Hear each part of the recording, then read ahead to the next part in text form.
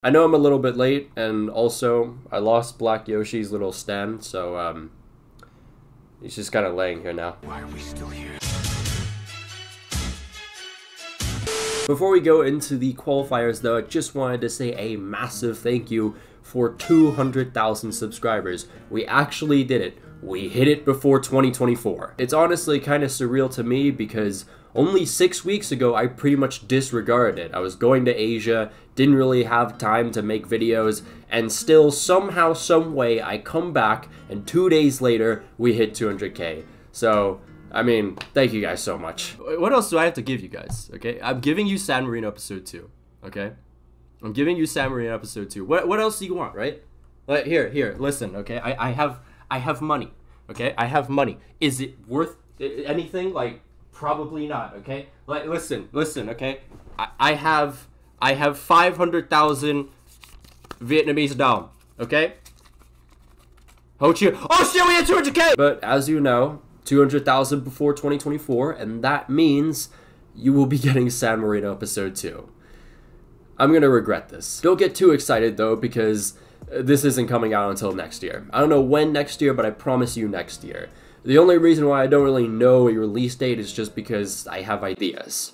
I just can't really disclose them yet. But I want it now! Anyways, let's go see who has qualified so far for Euro 2024. Group A was sealed last window as both Spain and Scotland confirmed their spots into Euro 2024. Spain this month though did go on to win the group after Scotland drew its last 2 games. Group B has been under French control throughout the entire qualification campaign, and although they already qualified, the French weren't satisfied and slaughtered Gibraltar 14-0. This result is now France's largest ever victory. Aside from Le Bleu, there was just one more automatic spot to grab. In October, the Netherlands grabbed a huge away victory in Greece to take full control of their destiny. So come November, with matches against the Whipping Boys and the Whipping Boys, the Dutch made no mistake and confirmed their spot into Euro 2024. Greece do, however, still have a chance to make their first major tournament in a decade through the playoffs. Much like Group B, Group C was fully conquered by the English, who I would say have been flawless, but their manager is Gareth Southgate. The most important storyline, though, was the battle for second between Italy and Ukraine. The window started with Italy 3 points below Ukraine with 2 games to play, while the Ukrainians had just 1 game. Italy's first game in November was against North Macedonia. That's right, Italy was once again playing a crucial qualification match against North Macedonia. Luckily for the Italians, the flashbacks of 2022 didn't come back to haunt them, and they won 5-2. I am not in danger, Skylar. I am the danger. So with both Italy and Ukraine tied on points, with the Azzurri having an advantage on goal difference, second place would be decided by a battle of the ages. A 0-0 draw. But don't worry, Ukrainians, I was spewing out misinformation as if I was the IDF, because you actually do have a chance to qualify in the playoffs. October saw Croatia fumble Euro qualification harder than me with my words whenever I talk to a 10 at the bar. You know Sonic the Hedgehog? This set up a super interesting November for Group D. Turkey were officially qualified for the Euros. They will now prepare their PR to get everyone to hype them up again, only to concede 8 goals and crash out in the groups. Don't get too upset, Turks, I'm only just slightly kidding. Anyways, down below Turkey was a dogfight for the last automatic spot between Armenia, Croatia, and Wales. In order for the Armenians to have a chance to qualify, they would have to win out all their remaining matches.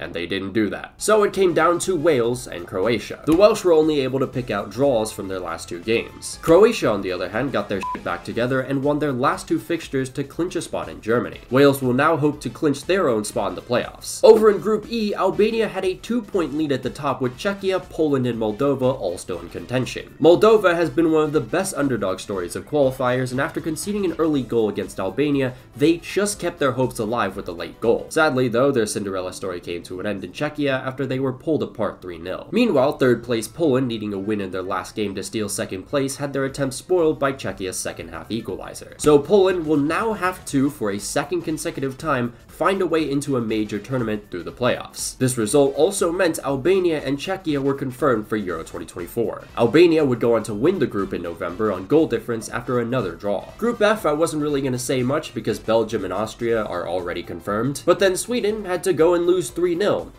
to Azerbaijan.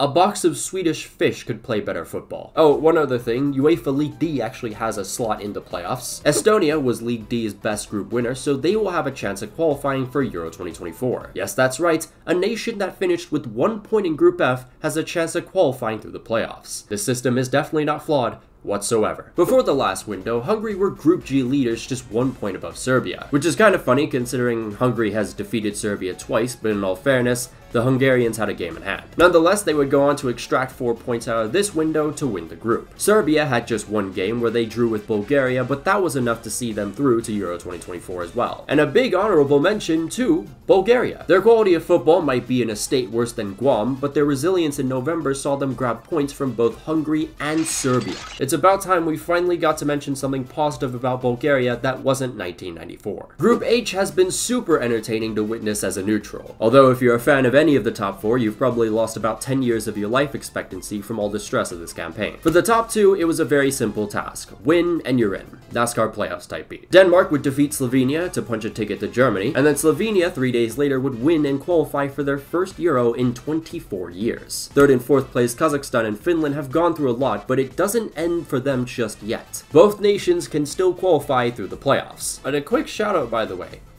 to San Marino. They managed to score against Kazakhstan and Finland this window, meaning they've now scored a goal in 3 consecutive matches. By the way, call back to Estonia being in the playoffs. San Marino has scored more goals than the Estonians in this campaign. Group I saw Romania on a roll as they collected 6 of 6 points in November. First they defeated Israel and then Switzerland. This sees them return to the Euros for the first time since 2016. Switzerland did just enough to claim the other automatic qualification spot with 2 draws against Israel and Kosovo. They also have a lot to thank Romania and Kosovo for in this window. It should be mentioned the Swiss have gone winless since September.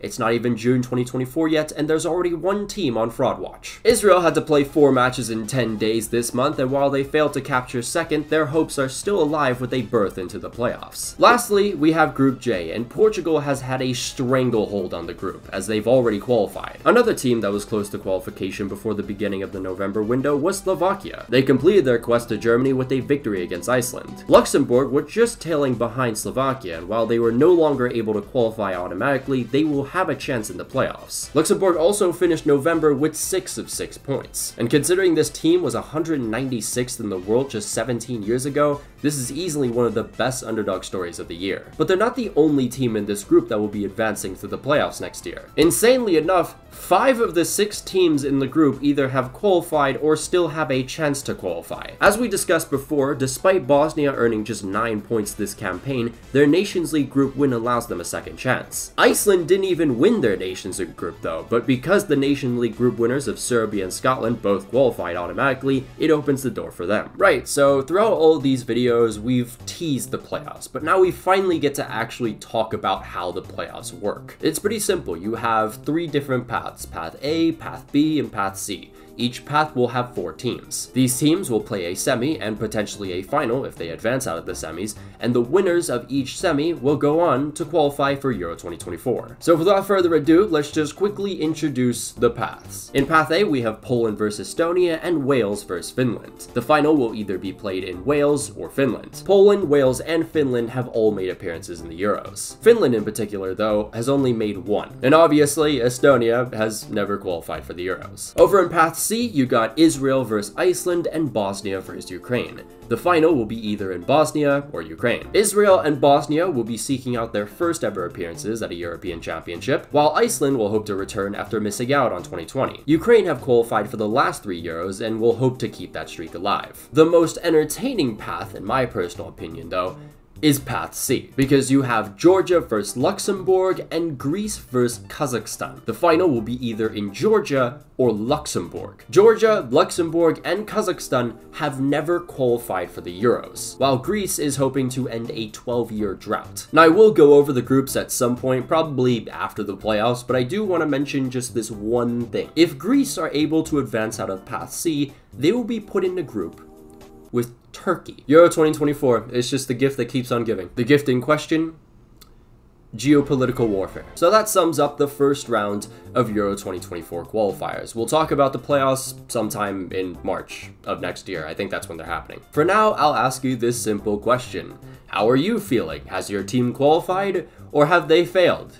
Again. But of course, a massive shout out to all our patrons, including Janos Balash, Miliway009, Adazir Makalankom, Aldipu, Alex Rod, Ulta, Anaya20, Araisan, Billy Jack, Daniel Ortiz, Francisco Hernandez, Hysteria, Marco Fujimoto, Miguel Munoz, Return Fire, Rory Burns, Sliderkit, Snifferx, Taco Okafan, Tana Permilia Celine Khan, Tamakis, Victor, A1KLCF, Chris Visconti, Dominic Griffin, Lewis, Joe Aparicio, Kyler Krebs, Lucian von Croix, Michael Niestad, Nish, Patrick Barley, Raspberry Ale, Rowan Cookie, Sylvia Citrus, Subscribe to Tendatem, Unbroken Persona, and Valencia 14. If you'd like to join the Patreon, there'll be a link down below and up in the annotations. You can follow my Twitter if you want, follow my Instagram if you like, follow my TikTok if you want, I guess.